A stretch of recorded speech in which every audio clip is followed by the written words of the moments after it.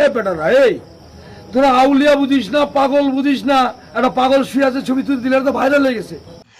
অভিনেতা সৌম্য চৌধুরী উনি অনেক নাটক সিনেমায় অভিনয় করেছেন, কিন্তু এর আগে এরকম করে ভাইরাল হয়নি। উনি গামছা পরে এই একটা মাজারের মধ্যে শুয়ে আছিলেন, এখন ভাইরাল হয়ে গেছে।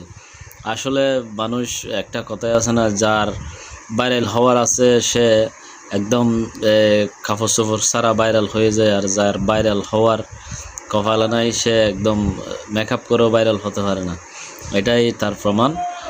স্বর্গে যাওয়ার অনেক পুণ্য করেও অনেকে স্বর্গে যেতে পারে না, অনেকে আবার পুণ্য না করেও স্বর্গে চলে যেতে পারে, এটাই তার প্রমাণ।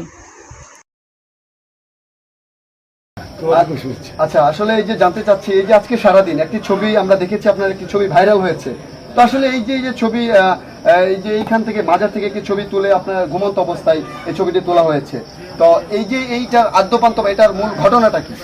এটার আদ্যপান্ত খুবই লজ্জাস্কর, কারণ আমি নামাজ পড়ে ভোরবেলায় গোসল করেছি, নদীতে করে এসে এখানে শুয়ে আছি, ঘুমাইছিলাম। আমার যে কাপড়, আমি এক কাপড়ে এসেছি, কারণ কি আমি এখানে আসি হঠাৎ করে যশোর থেকে ফিরে আসার পরে ছোটো ভাইরা সব বলতে যে আমরা দাদা ইয়েতে যাবো, মিসকিন সাহেব যাবো, আপনি যাবেন? আমি কোথায়? ও এখানে, আমি তো গেছিলাম রে, হ্যাঁ ভালো জায়গা তো, এই যাবো, এই আমি আসছি। সারাদিন আড্ডা বেড়েছি, এখানকার যে সমস্ত কুতুবরা আছেন, এখানকার যারা খাদেম আছেন, এখানকার যারা পাগল আছে, আমি এদের সঙ্গে কথা বলছি, মজা করছি, আমার জীবনের সঙ্গে তাদের জীবনের মিল খুঁজছি, নাটক খুঁজছি। এখানে বাবা তোদের কি, আমি তো বুঝলাম না। তোরা আউলিয়া বুঝিস না, পাগল বুঝিস না, একটা পাগল শুয়ে আছে ছবি তুলে দিলে তো ভাইরাল হয়ে গেছে।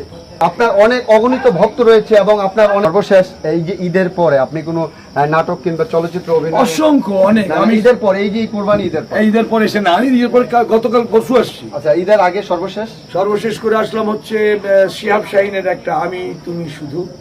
এখানে জেফার আছে, আমার প্রিয় ছোট ভাই প্রীতম হাসান, আমি তুমি শুধু বাবা মিসকিন সাহেব দোয়ায় অনেক সুন্দর যাবে, অনেক ভাইরাল হবে, অনেক অর্থ কমাবে।